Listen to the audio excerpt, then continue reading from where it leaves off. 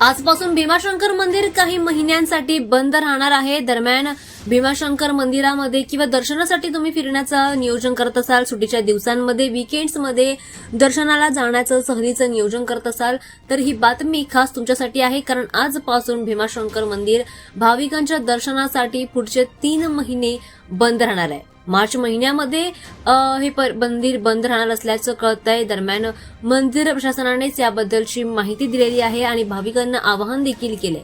जर तुम्ही भीमाशंकरला जाण्याचं सहलीचं नियोजन करत असाल तर ही बातमी खास तुमच्यासाठी आहे। कारण 2027 मध्ये कुंभमेळा होणार आहे आणि या कुंभमेळ्यासाठी हा कुंभमेळा जो आहे तो त्र्यंबकेश्वरला होणार आहे आणि त्यामुळेच भीमाशंकर मंदिराच्या आराखड्यातून काही विकास कामाची कामं हाती घेण्यात आली आहेत आणि त्यामुळेच भीमाशंकर मंदिर काही महिन्यांसाठी बंद राहणार आहे। या वेळात भीमाशंकर मंदिरामध्ये विकासाची कामं होणार आहेत आणि त्यामुळेच कोणत्याही गैरसोय होऊ नये यासाठी ही कामं करणं महत्त्वाचं आहे आणि त्यामुळेच हे मंदिर काही महिन्यांसाठी बंद राहणार आहे। मात्र मंदिर बंद असलं तरी या ठिकाणी शिवलिंगाची विधिवत पूजा कायम सुरू राहणार आहे। मात्र तुम्हाला दर्शन घेता येणार नाहीये, त्यामुळे जर तुम्ही दर्शनासाठी गेलात तर तुम्हाला दर्शन न घेताच परत यावं लागेल।